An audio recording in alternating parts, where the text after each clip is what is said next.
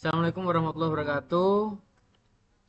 Pak Utomo, kami dari saya Muhammad Ilham Andika Putra dan teman saya M. Irwan kali ini ingin menjelaskan sebuah tugas dari Bapak.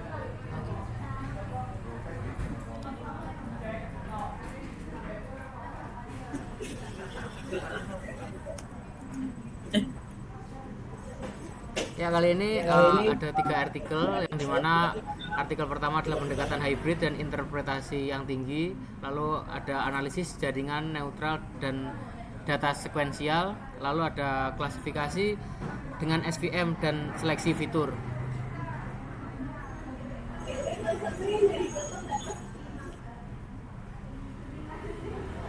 Lalu pada artikel yang pertama ini memiliki sebuah latar belakang yaitu bernama one size fit all.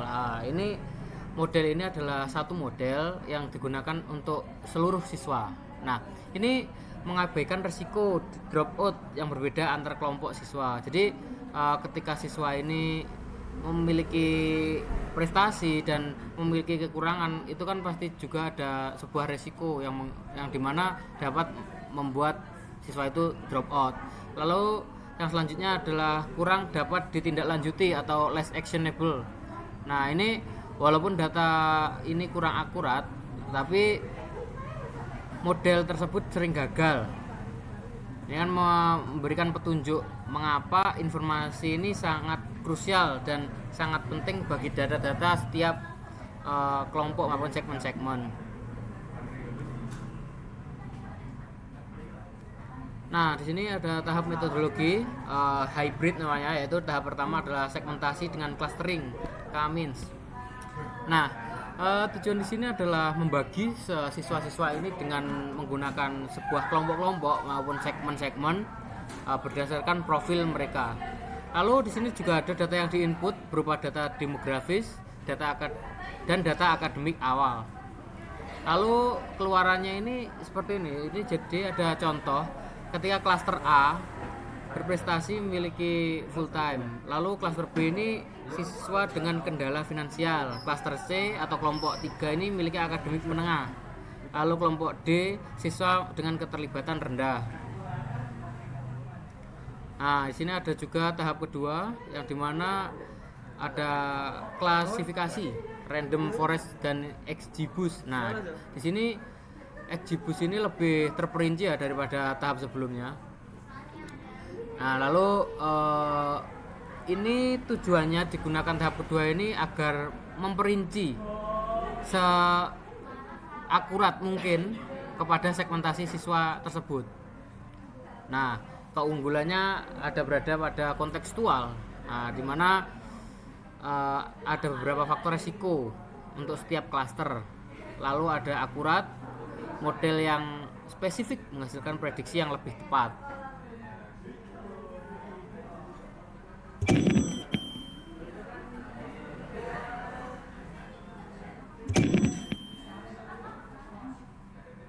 Nah, baik, ini adalah tahap metodologi hybrid yang tahap ketiga ya.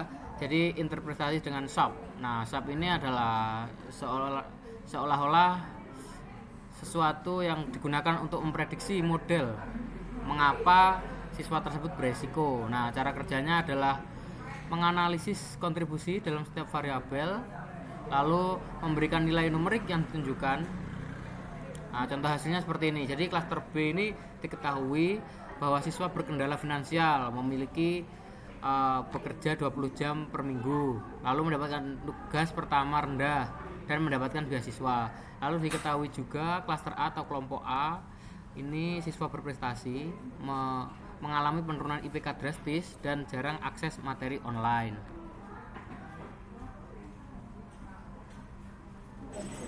Baik, untuk selanjutnya akan dijelaskan oleh saya. Ini mengenai analisis jaringan neural dan data sekuensial. Jadi latar belakang dari permasalahan intinya adalah berfokus pada salah satu tantangan terbesar dalam prediksi dropout. Jadi melakukannya sedini mungkin banyak model prediksi tradisional bersifat statis, yaitu mereka menggunakan cuplikan data dari satu titik waktu, misalnya akhir semester pertama. Pendekatan ini gagal menangkap narasi akademik seorang siswa, apakah performanya membaik, memburuk, atau stabil dari waktu ke waktu.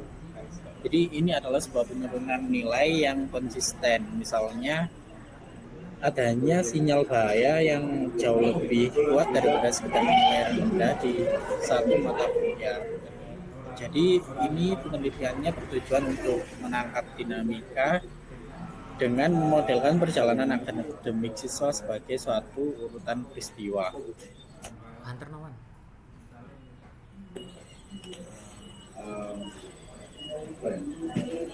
Untuk selanjutnya adalah metodologi memanfaatkan arsitektur LSTM untuk data sekuensial. Jadi konsep dasarnya pendekatan ini memandang data siswa sebagai runtutan waktu, bukan titik data terisolasi, dengan membagi perjalanan akademik menjadi periode-periode berurutan, semester, bulan, atau minggu. Algoritmanya menggunakan long short term memory. Jadi khusus recurrent neural network yang memiliki keunggulan memori jangka panjang dapat menyimpan bahwa informasi penting sepanjang urutan waktu. Dan yang kedua adalah mengenal pola kompleks, mampu mengidentifikasi hubungan antara peristiwa yang terpisah jauh dalam waktu.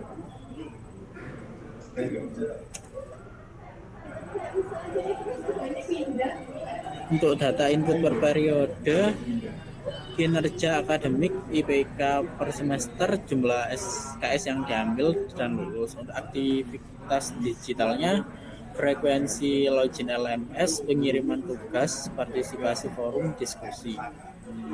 Untuk perilaku belajar, pola akses materi, pembelajaran, dan interaksi dengan konten online. Jadi keunggulan metode ini adalah mampu menangkap perkembangan dan tren performa siswa dari waktu ke waktu, memberikan gambaran dinamis yang lebih akurat dibandingkan pendekatan statistik konvensional. Untuk klasifikasi dengan SVM dan seleksi fitur. Jadi latar belakang dari permasalahan artikel ini adalah mengatasi masalah fundamental dalam analisis data pendidikan, kerumitan dataset berdimensi tinggi. Jadi institusi pendidikan biasanya mengumpulkan data siswa dalam jumlah sangat besar yang mencakup data demografi dasar, riwayat akademik, aktivitas digital terperinci. Permasalahan dari artikel ini, tidak semua variabel yang terkumpul relevan untuk prediksi resiko akademik. Dan yang kedua, banyak data justru berpotensi menjadi noise yang mengganggu akurasi model. Dan yang ketiga, model prediksi menjadi tidak efisien karena kompleksitas data yang berlebihan. Selanjutnya adalah untuk artikel metodologi kombinasi seleksi fitur dan SVM. Jadi pada tahap 1 ada seleksi fitur dengan recursive feature elimination. Jadi tujuannya menyaring lahan subur dari sampah, mengidentifikasi subset fitur yang paling berpengaruh terhadap hasil akademik siswa. Cara kerjanya RFE ini yang pertama adalah membangun model prediktif, biasanya sederhana menggunakan semua fitur. Dan yang kedua mengidentifikasi dan membangun fitur dengan kepentingan atau koefisien rendah. Ketiga, memulai langkah 1 dan 2 dengan subset fitur yang tersisa hingga mencapai jumlah fitur optimal. Untuk manfaatnya, proses ini menghasilkan dataset yang lebih ramping yang mempercepat waktu pelatihan model, mengurangi kompleksitas, dan yang terpenting meningkatkan akurasi dengan menghilangkan gambaran dari fitur yang tidak relevan. Untuk tahap kedua, klasifikasi dengan support vector machine. Untuk tujuannya membangun model klasifikasi yang robust untuk memisahkan siswa beresiko dan tidak beresiko. Cara kerja SVM ini adalah algoritma ini mencapai hyperplane terbaik, sebuah batas kemungkinan dalam ruang multidimensi yang memisahkan kedua kelas dan margin sejauh mungkin. Untuk kernel yang diuji adalah kernel linear dan kernel RBF. Data yang digunakan adalah data demografi, contohnya usia, jenis kelamin, dan latar belakang. Untuk riwayat akademiknya adalah nilai masuk dan IPK sebelumnya. Untuk data keterlibatannya adalah frekuensi login perpustakaan digital, penggunaan sistem e-learning, dan akses ke jurnal online. Berikut ini adalah sumber dari artikel kami. Nah, sekian dari kelompok kami. Mohon maaf kalau ada salah katanya.